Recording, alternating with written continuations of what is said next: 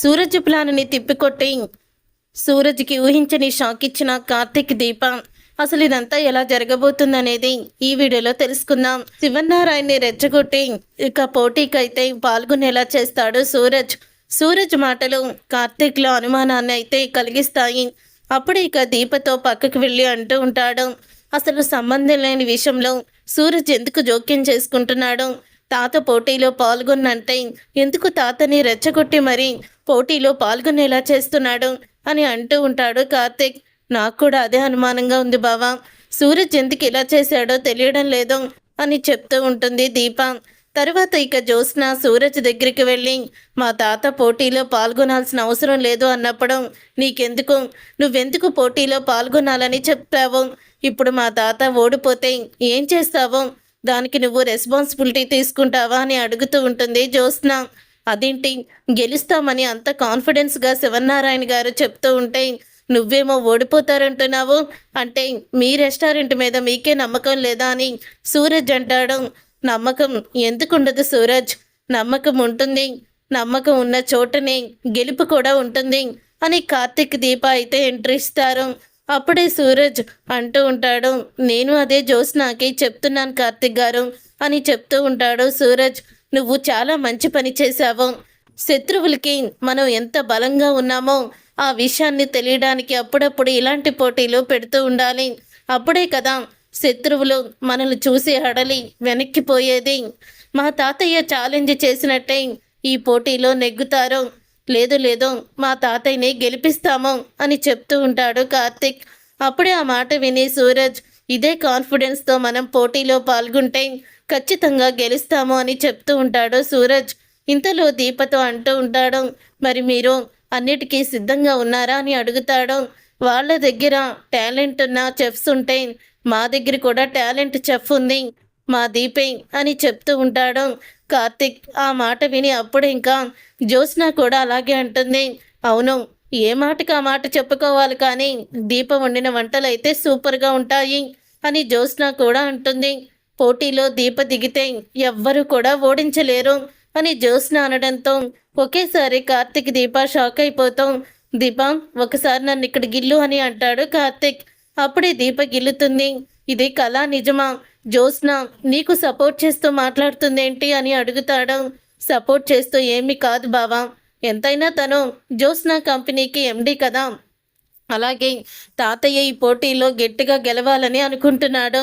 తాతయ్యని ఈ పోటీల్లో పాల్గొనేలా చేసింది సూరజే కదా, ఒకవేళ ఓడిపోతే ఈ సూరజ్కి ఉంటుంది అని జ్యోత్స్న అంటూ ఉంటే, ఓడిపోవం జ్యోత్స్న, ఖచ్చితంగా గెలుస్తాము అని కార్తిక్ చెప్తాడు. అంత కాన్ఫిడెన్స్గా ఉందా బావా అని అడుగుతూ ఉంటే, ఖచ్చితంగా మనమే గెలుస్తాము, దీప ఎలా గెలవాలో మొత్తం ప్లాన్ చేసుకుంది అని చెప్తూ ఉంటే, ఏంటా ప్లాను అని అంటూ ఉంటుంది జ్యోత్స్న. నీకు ముందే చెప్పను, నాకు తెలిస్తే సరిపోతుంది అని చెప్తూ ఉంటాడు కార్తిక్. తర్వాత ఇక మాలిని, మావయ్య గారు కంపెనీకి మనం పోటీగా వెళ్తున్నాం, జ్యోత్స్న కంపెనీకి మనమే ఈసారి గెలవాలి, ప్రతిసారి వాళ్ళు గెలుస్తున్నారు కానీ శివనారాయణ ముందు పోటీలోకి రానని, తర్వాత ఎందుకు వస్తానని అంత గట్టిగా స్ట్రాంగ్గా చెప్పాడో అర్థం కావడం లేదమ్మా అని అంటూ ఉంటే, అదంతా కూడా మనకి తెలియని రహస్యమే మావయ్య గారు, తర్వాత ఏమి ఆలోచించుకున్నారో ఎవరు మనసుని మార్చారో తెలియదు కదా అని మాలిని అనడంతో, అవును మాలిని నువ్వు చెప్పింది కూడా నిజమే, కానీ చాలా కాన్ఫిడెన్స్గా ఉన్నాడు శివనారాయణ, ఖచ్చితంగా పోటీలో గెలుస్తామని మన దగ్గర ఉన్న చెఫ్స్ అందరికీ కూడా చెప్పాం, చాలా బాగా ప్రాక్టీస్ చేయమని, కొత్త వంటలు నేర్చుకోమని అని అంటూ ఉంటాడు దక్షిణామూర్తి. ఆల్రెడీ నేను వాళ్ళందరికీ కూడా ఇదే విషయం గురించి చెప్పాను మావయ్య అని అంటూ ఉంటుంది మాలిని. తర్వాత ఇక కార్తిక్తో సూరజ్ ఇలా అంటూ ఉంటాడు, రేపే కదా పోటీ, మరి ఏం చేస్తున్నారు, ప్లాన్ ఏం చేశారు కార్తిక్ గారు, వంటలు ఏ రెసిపీస్ వండుతున్నారు అని అడుగుతూ ఉంటాడు. అప్పుడు ఇక సూరజ్తో కార్తిక్ అయితే, ఇలాగా దీప ఏదో కొత్త వెరైటీగా చేస్తుంది, తనే ఆ వెరైటీని చేస్తానని చెప్పింది, దీప వండితే ఖచ్చితంగా మనమే గెలుస్తాము అని చెప్తూ ఉంటాడు. అప్పుడే వంటకం గురించి కూడా కార్తిక్ అయితే సూరజ్కి చెప్పేస్తాడు. ఉదయం అవ్వగానే పోటీ అయితే మొదలవుతుంది. ఈరోజు దక్షిణామూర్తి గారు రెస్టారెంటు అలాగే శివనారాయణ గారి రెస్టారెంట్ల మధ్య గట్టి పోటీయే పడనుంది. మిగతా వాళ్ళందరూ కూడా దక్షిణామూర్తితో మేము గెలవలేమని పక్కకి వెళ్ళిపోతే, శివనారాయణ గారు మాత్రం మేమే గెలుస్తామని కిందటేడులాగే ఈసారి కూడా అవార్డు మాదేనని శివనారాయణ గారు అయితే చెప్తున్నారు. ఈరోజు మరి అవార్డు ఎవరిని వరిస్తుందో చూడాలి.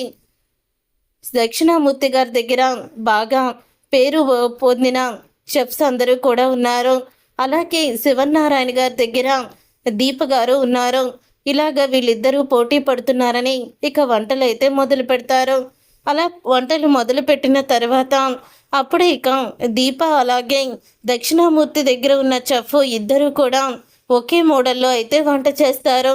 అప్పుడే అది చూసి అందరూ షాక్ అయిపోతూ ఉంటారు.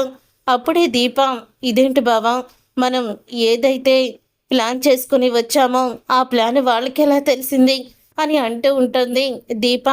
అంతలో సూరజ్, అదే అర్థం కావడం లేదు దీప గారు, వాళ్ళే గెలుస్తారేమో అని సూరజ్ అనడంతో, లేదు సూరజ్, మనమే గెలుస్తాము అని కార్తిక్ చెప్తాడు. ఫస్ట్ రౌండ్ ముగిసేసరికి దక్షిణామూర్తి గారే పై చేయిలో ఉన్నారు అని చెప్పడంతో తర్వాత ఇక దీప గెలుస్తుంది. ఆ దీప గెలిచిన తర్వాత అలాగా 2 రౌండ్లు కూడా ఇద్దరు కూడా సమానంగా అయితే ఉంటారు. అప్పుడే, ఇదేంటండి సమానంగా ఉన్నారు, ఇప్పుడు ఎలాగా దీప గారు, ఇప్పుడు ఏదైనా వెరైటీ రెసిపీస్ చెయ్యాలి, ఎలా చేయబోతుంది అని అడుగుతూ ఉంటాడు సూరజ్. అప్పుడే ఇక కార్తీక్ అయితే ఫలానాది చేయబోతుంది అని చెప్తాడు. దాంతో ఇక సూరజ్ అలా చెప్పిన తర్వాత పోటీ అయితే మొదలవుతుంది. కానీ సూరజ్కి చెప్పిన ప్లాన్ వేరు, దీప చేస్తున్న వంట వేరు. దీప ఇక ఎటువంటి నూనె లేకుండా, తను పొయ్యి వెలిగించకుండా వంట అయితే మొదలు పెడుతుంది. గ్యాస్ లేకుండా తను వంట చేస్తుంది. అదిరిపోయే ట్రెడిషనల్ వంటకాలతో దీప అదర కొడుతుంది. అప్పుడే ఇక అది చూసి ఒక్కసారి షాక్ అయిపోతూ ఉంటాడు సూరజ్. పక్కనే ఉన్న దక్షిణామూర్తి, మాలిని కూడా షాక్ అయిపోతూ ఉంటారు.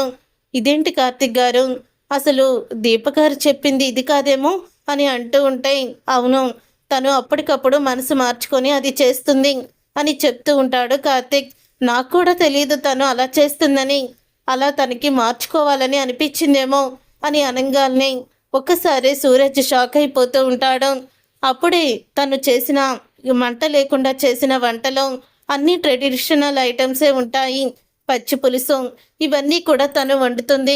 అవన్నీ చూసి ఇక జడ్జి గారు అయితే దీపే గెలిచిందని, దీపకే ఈ అవార్డు అందుతుందని కూడా చెప్తారు. దాంతో ఒక్కసారి ఆ మాట విని షాక్ అయిపోతూ ఉంటారు దక్షిణామూర్తి, మాలిని. చూశారు కదా, మాతో పెట్టుకుంటే ఇలాగే ఉంటుంది, అందుకే పోటీ వద్దన్నాను, కానీ పోటీకి సై సై అంటూ బాగానే వచ్చారు. ఇప్పుడు అందరికీ జ్యోత్స్న రెస్టారెంట్ విలువేంటో తెలిసి వస్తుంది అని అంటూ ఉంటాడు శివనారాయణ. తర్వాత ఇక శివనారాయణ అవార్డు అయితే తీసుకుంటాడు. తీసుకున్న తర్వాత అప్పుడు ఇక దీప మాలిని దగ్గరికి వెళ్ళి, నీకు మనుషులని మా దగ్గర పెట్టించి నీ మనుషులని మీ చేసే వంటకాల గురించి పాపం నీ దగ్గర చెప్పించుకోవాలని చాలా ప్రయత్నించావు, కానీ నీ గురించి నాకు తెలీదా, నీ ఎత్తుకు పై ఎత్తు వేసి నీ ప్లాన్ బెడిసి కొట్టేలా చేశాను, ఇంకోసారి ఇలాంటి చీప్ పనులు చెయ్యొద్దు అని చెప్తూ ఉంటుంది దీప. అలా చెప్పిన తర్వాత అప్పుడే ఇక సూరజ్ లాస్ట్లో మాత్రం అద్దరు కొట్టేశారు అని అంటూ ఉంటాడు సూరజ్ పొగుడుతూ. అప్పుడే ఇక దీప సూరజ్తో అంటుంది, అవునా, మరి ఆ వంటకం గురించి నీకు చెప్తే నువ్వు వెళ్ళి ఆ మాలినికి చెప్పేవాడు కదా, అందుకే నీకు కూడా తెలియకుండానే ఇదంతా చేశాను అని దీప అనడంతో, ఏం మాట్లాడుతున్నారు మీరు, నేను మాలినికి చెప్పడం ఏంటి అని అంటూ ఉంటాడు సూరజ్. అప్పుడే కార్తిక్ చంప పగలగొట్టి, నువ్వు మేము చేస్తున్న వంటకాల గురించి వివరాలు తెలుసుకొని ఆ మాలినికి నువ్వు అన్నీ అందిస్తున్నావన్న విషయం నాకు తెలిసిపోయింది, ఎవరు నువ్వు అని అడుగుతూ ఉంటాడు కార్తిక్. అప్పుడే ఇక నిజం తెలిసిపోయిందని తెలుసుకున్న సూరజ్, నేను దక్షిణామూర్తి మనవణ్ణి, మాలిని కొడుకుని అంటూ షాక్ ఇస్తాడు. అప్పుడే ఇక ఆ మాట విని దీపా, కార్తిక్ ఇద్దరు కూడా షాక్ అయిపోతూ ఉంటారు. చూసారుగా ఫ్రెండ్స్, రాబోయే కథలో ఖచ్చితంగా ఇలాగే జరగబోతుంది. మరి ఇలాగే జరగాలని మీరైతే కోరుకుంటున్నారా? అయితే వెంటనే తప్పకుండా మా ఛానల్ని సబ్స్క్రైబ్ చేసుకొని పక్కనే ఉన్న గంట సింబల్పై ఆల్ని క్లిక్ చేయండి.